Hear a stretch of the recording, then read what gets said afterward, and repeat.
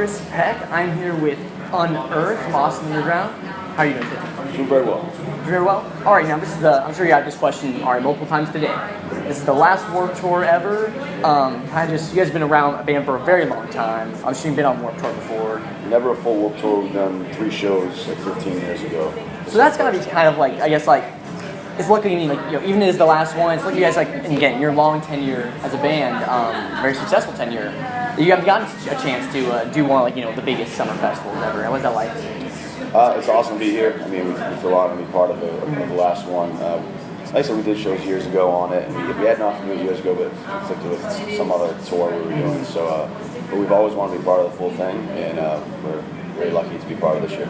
Yeah, and then I feel like festivals have dramatically changed in the last couple of years, especially with Warped Tour ending and how our music culture is changing as well. How has your band been able to adapt to those changes, those industrial changes with music streaming thing over the years, and be able to stay relevant to be on a tour like this? We just keep our ear to the ground, and we keep writing the best music that we can write, and we've been lucky enough for it to translate to enough people for us to keep going. So we believe the new record that we have written in October is going to translate and bring the band further. Yeah. So we're really excited about, and we're playing a song live every show on Warped Tour, and it's going over well. So just gotta keep going at it. And getting on some of the best music you've ever put out. You have a new single, Incinerate, that recently just dropped. Can you talk about just the production behind that single, and why you thought that would be a good single to represent the album, or what we're going to hear in October? I mean, the album really varies in the sound. There's a lot of different songs on the record that do sound different from traditional Unearth. We picked Incinerate because it sounds more like a mix between our first record, which came out 17 years ago, and with what we've done in the meantime with more of the arpeggio guitar work.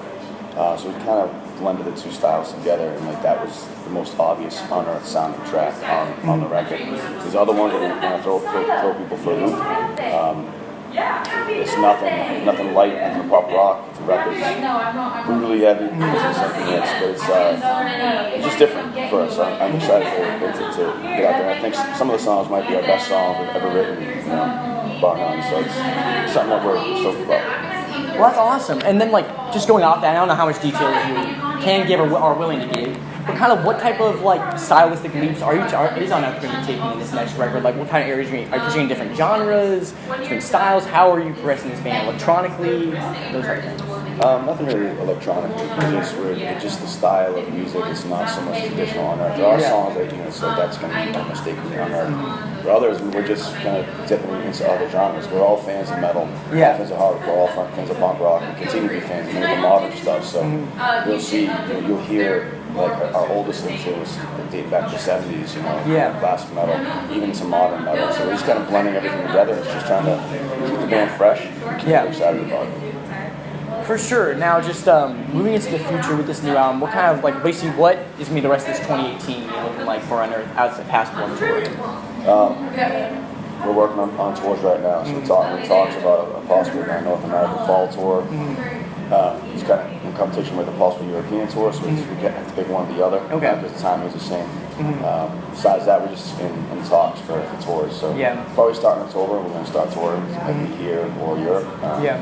And if it's not here or Europe, it'll be vice versa the next tour. So for sure. Got to pay attention to the territories. Then probably Australia and Japan tour. Probably back in China. So we're just always we're always on the road. So we're just gonna keep going at it. Yeah.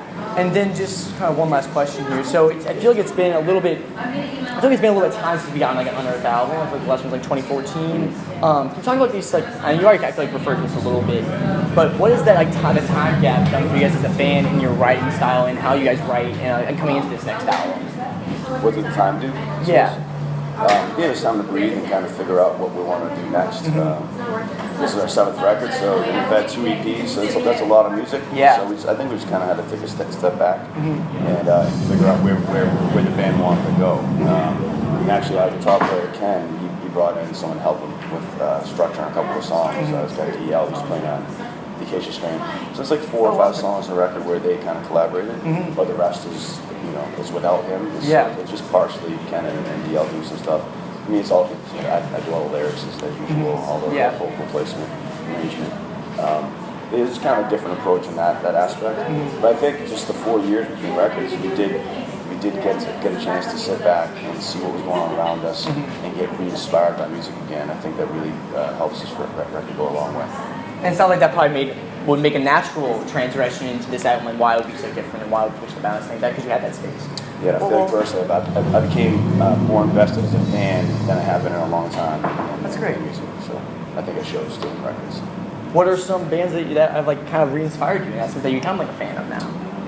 I've always loved Mastodon, but usually when bands get lighter, I get more bummed in the band just out of I just like heavy music. But for some reason, them getting lighter has inspired me more. I like what they're doing. More of the metal meets rock. Love Ghost, love Power Trip, love Not Blues, love Harm's Way.